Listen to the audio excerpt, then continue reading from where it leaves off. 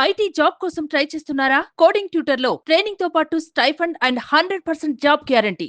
భార్యాభర్తలన్నాక అప్పుడప్పుడు గొడవలు పడుతూ ఉంటారు. రాత్రిళ్ళు తిట్టుకుని ఉదయానికల్లా కలిసిపోతుంటారు. దంపతుల మధ్య ఇది కామన్.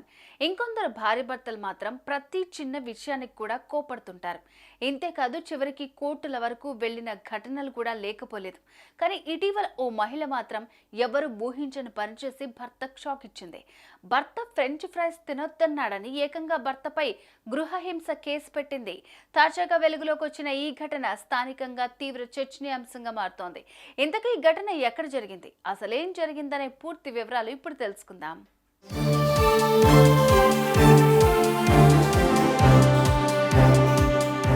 కర్ణాటకలోని ఓ ప్రాంతంలో ఓ దంపతులు నివాసం ఉంటున్నారు. వీరికి ఈ మధ్య ఓ బిడ్డ జన్మించింది.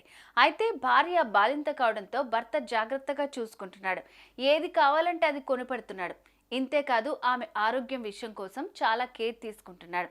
పౌష్టికాహారాన్ని మాత్రమే తీసుకోవాలని భార్యకు సూచించాడు. అయితే ఈ క్రమంలోనే భార్య నాకు ఫ్రెంచ్ ఫ్రైస్ తినాలనిపిస్తుందని తీసుకురావాలని భర్తను కోరింది. కానీ భర్త దీనికి అభ్యంతరం వ్యక్తం చేశాడు. ఇదే విషయమై ఇద్దరి మధ్య మాటామాటా పెరిగింది. దీంతో కోపంతో ఊగిపోయిన భార్య నేరుగా పోలీస్ స్టేషన్కి వెళ్లి నా భర్త ఫ్రెంచ్ ఫ్రైస్ తినొద్దన్నాడని, అతడిపై గృహహింస కేసు పెట్టాలని ఫిర్యాదు చేసింది. పోలీసులు భార్యాభర్తలకు నచ్చజెప్పే ప్రయత్నం చేశారు. కానీ ఆ మహిళ మాత్రం అస్సలు వెనక్కి తగ్గలేదు.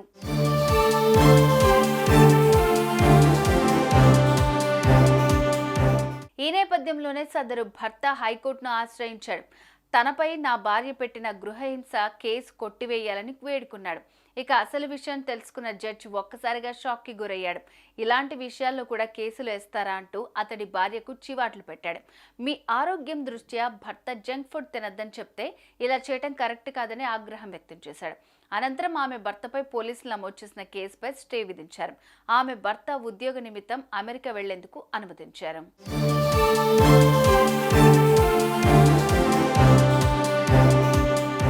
ఇదండి కొందరి మహిళల పరిస్థితి. అరే, భార్య బాలింత కావడంతో ఆమె ఆరోగ్యాన్ని దృష్టిలో పెట్టుకుని జంక్ ఫుడ్ తినొద్దని చెప్పాడు. ఇంతదానికే ఈ ఇల్లాలు భర్తపై ఏకంగా గృహహింస కేసు పెట్టింది. దీనిపై మీరేమనుకుంటున్నారో కామెంట్ చేయండి.